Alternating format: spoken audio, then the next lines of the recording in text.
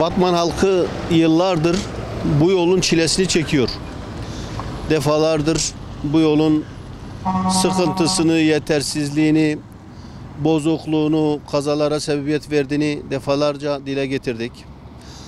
Bir müddettir bu yolun bölünmüş yola dönüştürülmesi için bir ihale gerçekleştirildi ve bir çalışma yapılıyor. Fakat o kadar ağır işliyor ki daha yazın başından itibaren güya bu yola iş makineleri falan getirildi.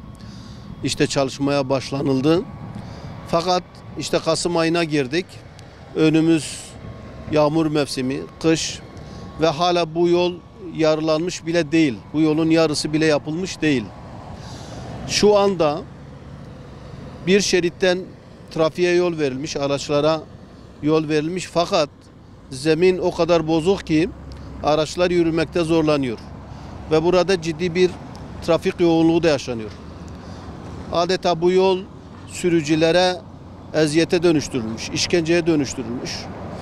Akşamları burada aydınlık da olmadığı için sürücüler önlerindeki çukurları, tümsekleri göremiyorlar. Hem araçlar zarar görüyor hem hakikaten insanlar eziyet çekiyor. Kaza yaşanma riski artıyor. Yani bir proje yapılırken hep şunu söylüyoruz. Biraz öngörülü çalışmak lazım. Zamanı iyi programlamak lazım. Bu yolun yapılması bir şekilde gerekiyordur. Evet 50 yıldan sonra ilk defa bu yol işte bölünmüş yola dönüştürülecek. Ama bu yol bitene kadar adeta Batman halkının buradan seyahat eden sürücülerin burnundan getiriliyor neredeyse. Bu kadar plansız bir çalışma olamaz. Olmamalı. Hadi diyelim ki yüklenici firmalar milletin derdinde değil. Denetim kurumları, onu denetleyecek olan kurumlar bunu niye göz ardı ediyor? Hakikaten yani şimdi her taraftan şikayetler geliyor. Yani özellikle bu Batman'ın çıkışından Diyarbakır istikametine giden bu Batman-Diyarbakır yolu yani artık yani birçok işte mizahi söylemlere, birçok şeylere konu oluyor. Evet, neticede bir ihalesi yapıldı, bir çalışma yapılıyor. Fakat bu yol bitirilene kadar yani adeta Batman halkını artık canından bezdiriyor.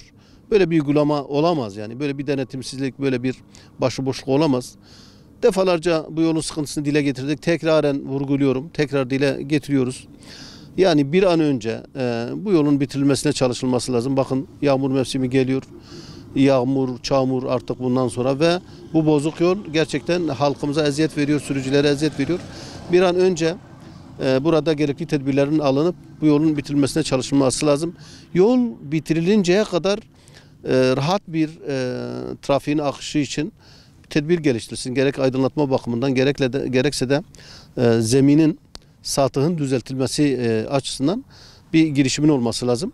Bunu Batman halkı adına dile getiriyoruz. Yöneticilerin ve yüklenici firmanın da yetkililerin dikkatli bu noktalara çekmek istiyoruz.